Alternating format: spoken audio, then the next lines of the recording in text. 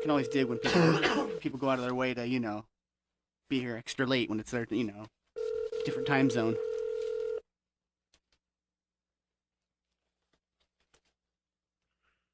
Hello? Hello, is this Left to Suffer? Yeah, it is. What is up, guys? Welcome to the Middle Mixtape here at KSKQ, man. Ashland, Oregon, Medford, Oregon. So fucking excited to have you guys on. Dude, we're stoked as hell to be on. Dude, first of all, I totally screwed up and I did not know that it was a 3 hours ahead over there. And we didn't either. It's okay.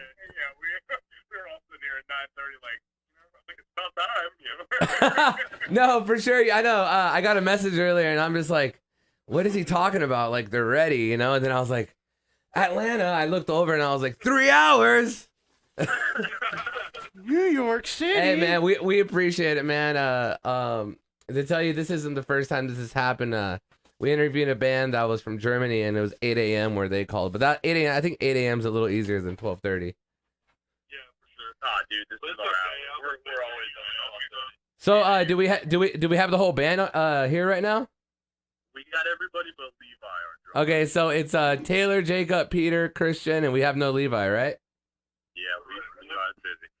So, for the listeners out there, listening around the world, if you haven't heard Left to Suffer, they're badass. In your bio, it said you guys are a metalcore band, or how would you guys describe yourselves? Metalcore or new deathcore is pretty much the brand we try and establish. Dude, absolutely, dude. So, the first time I heard of you guys is that you know how you do that thing on Facebook where like if somebody has like a cool Facebook picture, like you just get like a random ad, you just kind of click it sometimes. For sure. So, but you know what? Sometimes you get to meet the coolest fucking people, because I think I randomly added you one day, and you started posting videos of like you telling everybody to go fucking crazy right before like a breakdown, and everybody and I was just like, dude, like this guy knows how to control the crowd, dude. Like, and then I looked up your guys' Spotify and I was like, dude, these guys' music is badass. I remember you posted posting stuff about like your video hitting like 100,000 views on YouTube, and I went and watched that video, and that was fucking absolutely amazing. I instantly became a fan, and I wanted you guys on the show right away, dude, because I see you guys advertising on the daily. I see you guys having some big shows, and dude, you guys are fucking sick. Yeah, thank you so much. We're actually playing a sold-out show with Ginger in Atlanta tomorrow, so pretty stoked about that. Dude, do you guys treat every show like the same, or do you guys ever get like doing a little bit of extra preparation for those type of big shows? Honestly, man, whenever we we play our set at any time, it's just like we can play to 2 people to 200 people, and it's the same thing every single time. We just get it, man. We love it. So, do you guys ever give like if you're playing a smaller show with like only a little bit of people? Do you ever give them like a little bit of like that extra treatment, like that extra aggressiveness, or is it just? Yeah, dude. Sometimes we like to throw down just to like intimidate people that are just there, just a couple people instead of like trying to move an entire crowd. If you can like solidify a couple people in a crowd, you know what I mean? Christian and Jacob literally jump in the pit at small shows. People aren't moving enough. You just got to move them. You got to get them feeling it in the moment. But dude, that's badass. Well, I want the listeners to get to know you guys a little bit. So, do you guys want to introduce yourselves and maybe tell us like the position you guys play in the band? Yeah, my name is Taylor Barber, and I'm the vocalist of Left to Suffer. I'm Jacob Gordon. I'm the lead guitarist. I'm Peter Higgs. I play rhythm guitar.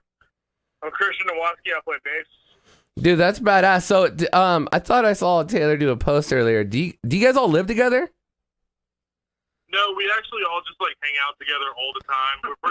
We all actually live separately besides Peter and Levi. They live together, but we all usually pretty frequently meet up together and all just hang out because we're all just friends outside of music anyways. Pretty much daily. Dude, that is so badass. I always say on the show that I think some of the most successful bands out there are the bands where like they're homies, you know what I mean? Like they're homies outside of music, and when you come into music, like that chemistry is through the roof. Because I've seen so many bands that are just kind of like there for business, like they show up to practice, they're just like, I'm just here to do my thing and I gotta go.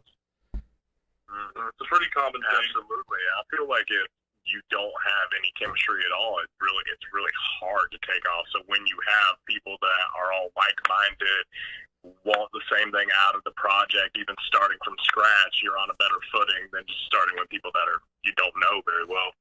Oh, absolutely, dude. So, how did Left to Suffer come to be? Was it a couple members started it and recruited everybody else, or have you guys been around for a while? Everything, or Man, do you want the short or the long answer? How about this? Give me the 5-minute answer. all right, cool.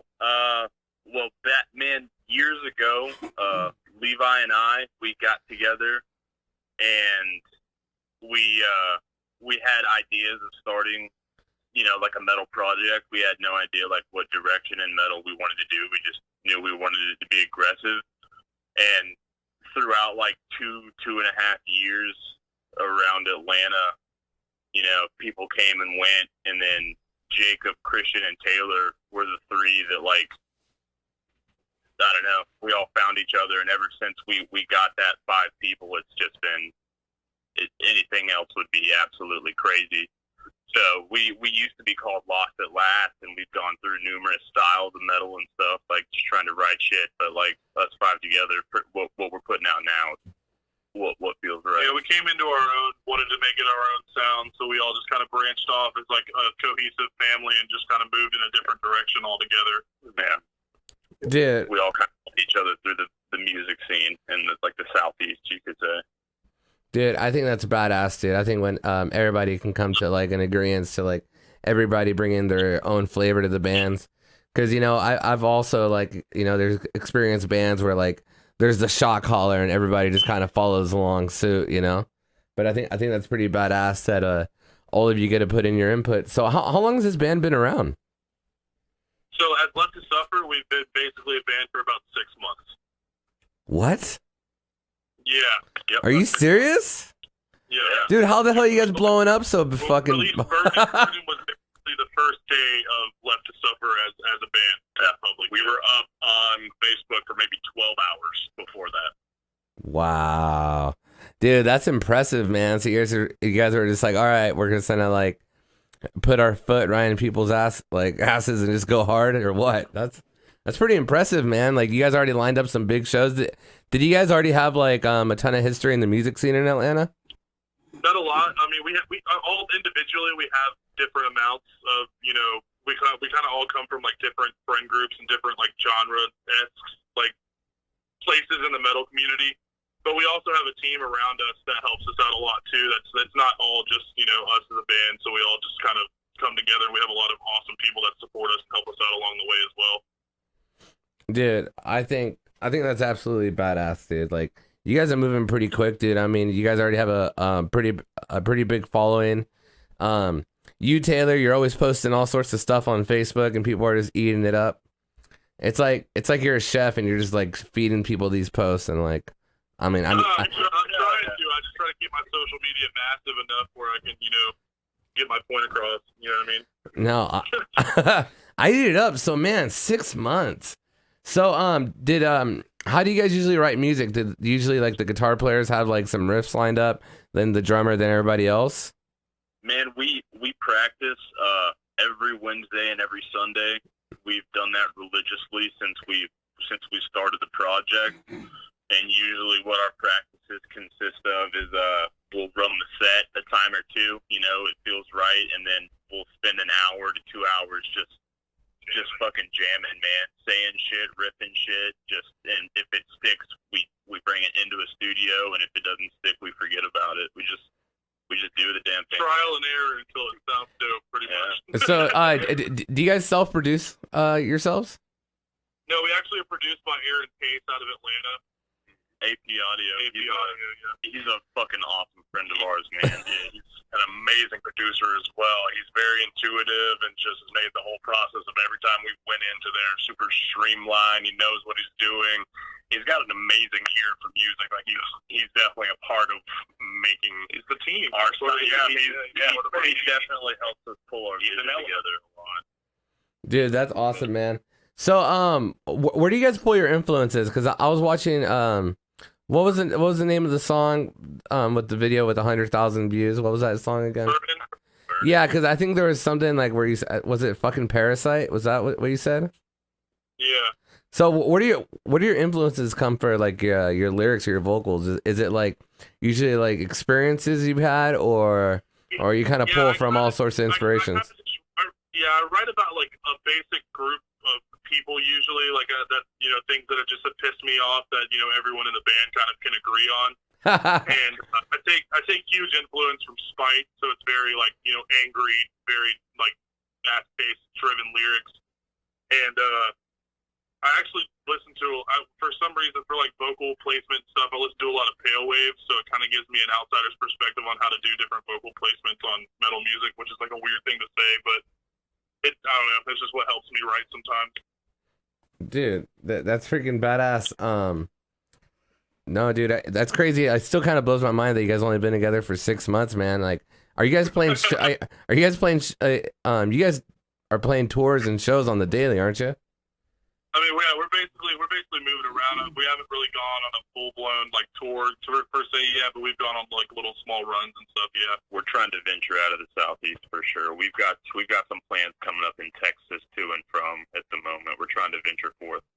Dude, that's badass. And like, dude, 6 months in, you're opening for Ginger. It's got to feel pretty badass. Like, in a pretty big accomplishment for the short life of the band.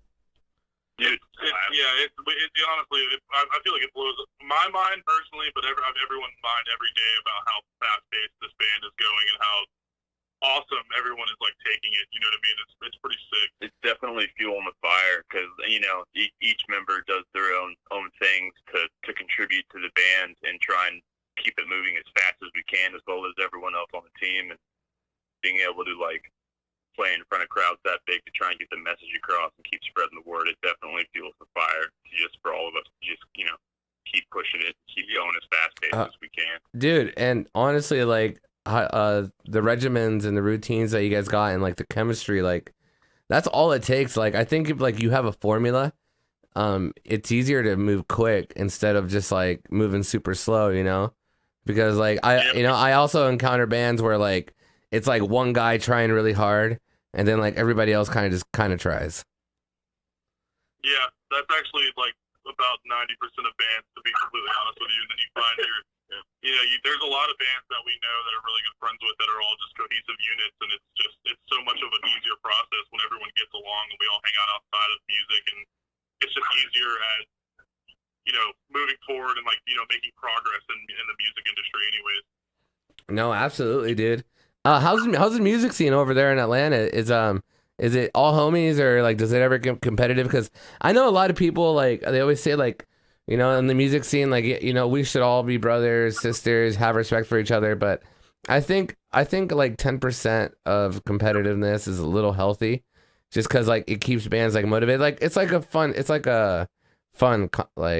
competitiveness. Is there a lot of that going on in the Atlanta scene? Yeah, we have, there's definitely always going to be a level of competition when it comes to anything. So there's always going to be bands that are always going to be very alpha driven. They want to be the best, and that's fine, in our perspective. But we're always going to be, the band who's, going to support, any band that's around us. And it's like we're all, trying to do the same thing. But there's, I feel like it's just in every music scene that there's always going to be, the groups of bands that are going to be, alpha driven, and there's the bands who are going to be supportive, and it's always just going to be like a back and forth scene pretty much wherever you go. But I mean, for the most part, everyone seems to be really cool in Atlanta, and we're friends with a lot of bands in Atlanta, and it's a very close community, regardless of how people are in the scene. Yeah. But, for the most part, everyone seems pretty cool and everything's pretty cohesive. Try to support your own locals. You're at the bottom almost in a sense, like you're trying to get those other people that are still trying to get their name out there and get a leg up on everything and give them a chance as well. I feel like there is a whole lot of that in the scene. Oh yeah, helping hands. Yeah, for sure. No, dude, that's awesome, dude. So, dude, you guys have been around for 6 months, already opening for Ginger. What are you guys' plans and goals for like maybe for 2020? Because is it you guys already released an EP? Is that what I'm listening to on Spotify? Actually, we released all those as singles. Series of singles. We've had them strung out. We're in the process of writing a couple more, but I would say next year, definitely a lot more touring and probably at least an EP, at least at the beginning of next year. Dude, that's badass, man. How many tours are you guys thinking about doing next year? Like, how do you guys plan for a tour? Because I know, like, in a band, like, everybody works, everybody has like responsibilities, and it's super hard to go on a tour. Like, I know there's bands out there that like take months off, play like a couple weeks straight of shows, take months off, and then there's the bands that are like the weekend bands. Like what is like your primary goal for doing shows next year? Do you guys just take every show that's offered to you, or do you guys like give your guys time to rest? You know, or as of right now, man, we're still so new that we're really hungry. So when something gets thrown our way or we get an offer for something that's worth our time, obviously. Yeah, it looks appetizing. We jump on it 100%. There's no time to be tired right now. Like you said, we're only 6 months old, man. So we also have a couple tours that we're talking about doing right now. So it's kind of like we'll bring it up as a band, and it kind of like revolves back to us being so close as like humans and individuals that it's a lot easier for us to be like, hey, can we do this? And then everyone, figure out what we can do, and then we'll, move forward on it. There's no really like we take, a month to do this, a month to do that. It's kind of just like, we keep chugging along the way, taking what we can and doing what we can. If we can swing it, we do it. Mm-hmm. So, constantly planning ahead. Yeah, no, absolutely, dude. So, like, man, dude, your video got 100,000 views. You've been alive for 6 months. Like, how long until Left to Suffer did you guys release that music video? But which by the way, is very professional and sounds pretty fucking awesome. The first day, that was we released that music video, and we were basically the band. That was. Are you serious? Yeah. Damn, dude, it's like it basically what you guys did is like skipping foreplay and just going like immediately like to like. Yeah, we went full speed. Yeah. went right around third base and into home. Yeah, exactly. You guys just decided to hit a home run immediately. Like, nah, let's not hit the ball. Let's just like knock it out of the park immediately. And put on as much as you can when you can. You know what I mean? Like if it hits, it hits. Hey, you know what? And that's pretty smart, man. Like I see it as a trend now, more and more of local bands where before they even play their first show, they make sure they have songs, videos, merch, and then they hit it strong. That's basically what we're doing for tours right now. We're, just building our online hype and, growing the demand for, when people want more from us. I feel like that's kind of the hardest thing for bands starting out is when there's no demand for their music. It's hard to have any audience at all besides friends and really close people in the scene. So in a sense, you have to have some form of media ready to put out for people and already stretch out beyond the people that you know. Yeah, no, I completely agree, dude. And that's exactly how you grow your audience. So next year you're gonna doing your tours, more songs, more videos. But what would you say is like your favorite part about like playing live music or playing the music that you play? What's your favorite thing about playing music and playing those live shows? Okay, I'm not gonna lie. My favorite part of every show is this breakdown in our song called "Just for Now," and literally as soon as it hits, it's like I don't know what it is, but it like accentuates my soul into God mode, and it's just like you just feel it, like you just feel the vibe of like everything coming together like perfectly at one time, and it's like an orchestra of death, and I love it. Right on. Well, is any other Christian, Peter, or Jacob want me to tell me your favorite thing about playing live? My favorite thing personally is like the crowd interaction with us, like the crowd response. Like we're like type of people we love feeding into the crowd and interacting with them, and they just eat it up, and it just kind of like perpetuates like just like a lot of emotion and a lot of like people just go crazy, and it's like we feed off it and they feed off how we're feeding off of it, and it's a good thing that happens. Oh yeah. Absolutely, I'd have to agree that that's my favorite part. Like I've always wanted to travel, and getting to see new places with people that I really love is an amazing thing. But seeing people that I've never seen a day in my life feel the music that we put our passion, our time, our soul into, it's just like nothing makes me feel more alive. Like seeing someone feel what we feel, it's amazing. Same, because we put everything we have into the way that we sound and the messages and the points we try and get across. So when we see people reciprocate that in a really, really positive way, it's awesome for us. Dude, that's badass, dude. Like, yeah, I know, I completely agree, dude. Like, it's such an adrenaline rush being up there. It's almost like you said, like you almost feel like you're in God mode. Especially when they're fucking with your shit and they're just in it. You know what I mean? Because you just have those shows where the crowd's hitting just right, man. And it's God mode. It's God mode. And like you feel it almost more than you. Like, you just know. When all the planets are aligned. So I felt it at a Attila show 2 weeks ago. Straight up, yeah. I think we all felt that. Yeah. Well, dude, we always talk about all the positives in a band. What do you think is your biggest challenges? Just starting off, you guys are on fire. What are the biggest challenges so far? Man, so I guess since we're all so close, we haven't really had like issues with it, but being friends and trying to, so to speak, run a business, you know what I mean? Separating the two and making sure things get done, you know what I mean? We've butted heads a lot more than some friends have, but I would like to think that speaks volumes about us, because like we very, very quickly get through it and figure it out, and we definitely remain friends while keeping the fucking train going 100%, Yeah, no, I agree, man. And, especially if you're friends, I'm sure, like, probably take things a little bit more personal because you're boys. So, see, you guys are so new. We're getting towards the end of the interview.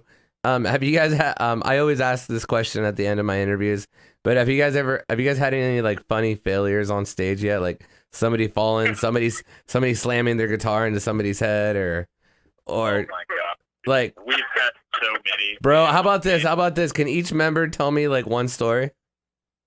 If you have that many, or just tell me a couple. I mean, I've slipped. I don't know. I think my biggest failure on stage is I've slipped before, or I've like this, like my talking in between songs. I'll just be like, oh, yeah. It's like you just kind of like super awkward. That's like basically my biggest failure on stage. Hands down, my biggest failure on stage is one we constantly joke about, because we used to have another artist as a rap intro to our set to go ahead and get people hyped going into an interlude we had. And the venue we happened to play that night had the exact same song played immediately before our set. So the song played for like a minute, and then it played again for like a minute, and I just found it too funny, so I stood into the mic and said, "Sound familiar?" That's awesome. I get roasted for it all the time. Dude, it's on video too, and it's the best thing ever. Dude, I'm gonna have to watch that. You're gonna have to send me the link after this. I will. I'll send you the video on Facebook. You'll have to send me that link too. Right. Any more couple failures you've had on stage? Yeah, for me, we have these wireless systems that we use that poke out of the input of the guitar pretty far, and sometimes when we get into it, we do this thing we call ourselves the floppy boys, and we all bend our back, you know what I mean? We just kind of do the same shit in unison, and I went so low, I just pretty much threw my guitar on the ground, and the wireless just shattered. But oh my God. That's the best fail. There was, it was the ending breakdown to Burden, actually, and there was only about 10 more seconds left, so I was like a little staticky for the last 10 seconds, but we finished it out. But it was pretty embarrassing. My wireless just went to shit. Dude, that's hilarious. Well, dude, I had such a great time talking to you guys. I'm going to be following you guys for days. I hope you guys have a badass time playing for Ginger. I think you guys deserve it. You guys are on fire. We were talking to Left to Suffer from Atlanta, Georgia. For all the listeners out there that want to listen to your band or want to contact you or know about you, tell me the platforms you're on. We are on Instagram, Twitter, and Facebook. All you can just look up Left to Suffer, and it's at Left to Suffer on both Instagram and Twitter. And YouTube. And I mean, it's on YouTube too, but yeah. All the music. Spotify, Google Play, iTunes, Apple Music, buy it, music, stream it all there. Pretty much all the major streaming platforms got us on there. Well, hell yeah, man. We had such a great time talking to you, man. You guys are badass. I loved your funny stories. Your music is fucking killer, dude. And I can't wait to hear more later, man. And maybe next year in 2020, we'll get you back on the show. Please, thank you so much for having us. Thank you. Thanks for staying up late for us. Yeah. Thanks for staying up late, guys. We appreciate it, man. We got you. Bro, we just been chilling, man. We've been chilling waiting. It's not even that. All right, brothers. Much love. You guys all have a good night, all right? Thanks for being on the Metal Mixtape. I'll see you later. Have a good one. Thanks, bud. That was awesome, dude. That was way cool. Sound like a kick-ass bunch of guys. Dude, yeah, that was kick-ass. I had a great time. Yeah, Left to Suffer. We're going to play